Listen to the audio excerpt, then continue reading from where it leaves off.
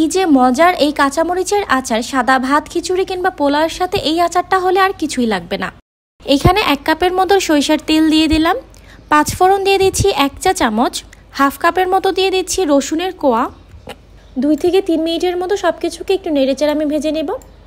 সরিষার তেলটা যদি খাঁটি হয় তাহলে এভাবে কিছুক্ষণের মধ্যেই ফুলতে শুরু করবে।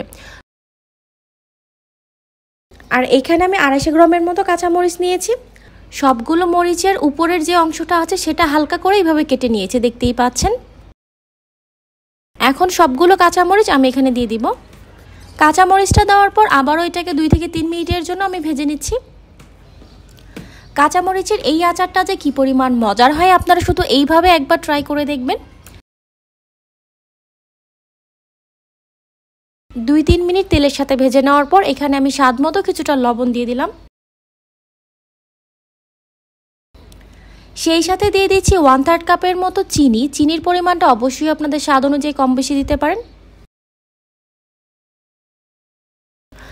এখন ভালো করে নেড়েচেড়ে চিনিটাকে একদম গলে ফেলতে হবে।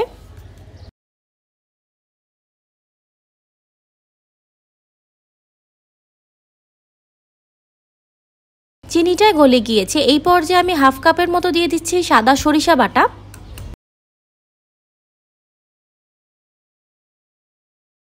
সরিষা বাটাটা দিয়ে ভালো করে সবকিছুকে এভাবে নেড়েচেড়ে আমি মিশিয়ে নিচ্ছি। এটা কিন্তু খুব ভালো করে এভাবে নেড়েচেড়ে মিশিয়ে নিতে হবে। চুলার আঁচটা লো মিডিয়ামে আছে এই পর্যায়ে।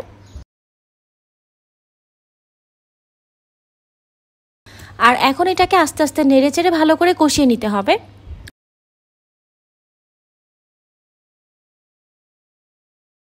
বেশ কিছুক্ষণ কষিয়ে নেওয়া হয়ে গিয়েছে, দেখতেই পাচ্ছেন। এখন আমি খুবই সামান্য পরিমাণ দিয়ে দিচ্ছি হলুদ গুঁড়া, যাতে কালারটা একটু সুন্দর আসে। আর হলুদ গুঁড়াটা কিন্তু খুব সামান্য দিচ্ছি, দেখতেই পাচ্ছেন। সেই সাথে এখানে 1 টেবিল চামচের মতো দিয়ে দিচ্ছি তেঁতুল। আর তেঁতুলটা কিন্তু এখানে অবশ্যই দিতে হবে। এখন আবারও সবকিছুকে আমি ভালো করে এইভাবে নেড়েচেড়ে মিশিয়ে নিব।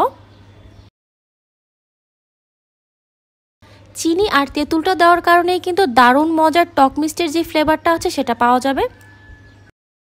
চুলার আঁচটা লোতে রেখে বেশ কিছুক্ষণ সময় নিয়ে আচারটাকে ভালো করে এখানে কষিয়ে নিতে হবে। আচারটা বেশ কিছুক্ষণ কষানোর পর এখানে আমি প্রায় 1/4 কাপের মতো দিয়ে দিচ্ছি সাদা ভিনেগার। যে কোনো আচার তৈরি করে এটা সংরক্ষণ করে রাখার জন্য ভিনেগারটা কিন্তু অবশ্যই দিতে হবে। ভিনেগারটা দেওয়ার পর আমি আবারও ভালো করে সব কিছুকে মিশিয়ে নিচ্ছি। এই পর্যায়ে চুলার আঁচটা একদম লোতে করে দিব। লোতে রেখে এটাকে আবারও বেশ কিছুক্ষণের জন্য কষিয়ে নিতে হবে, যতক্ষণ না পর্যন্ত এর তেলটা উপরে ভেসে আসছে। আর এখন আমি এখানে আবারও কয়েকটা আস্ত রসুনের কোয়া দিয়ে দিচ্ছি। আচারে রসুনের কোয়া যত বেশি দেওয়া হবে এর স্বাদ কিন্তু তত বেশি ভালো হবে। এখন এটাকে আমি একটু টাইম নিয়ে আস্তে আস্তে ভালো করে কষিয়ে নিব। বেশ কিছু সময় ধরে চুলার আঁচ লোতে রেখে আচারটাকে ভালো করে কষিয়ে নিয়েছি।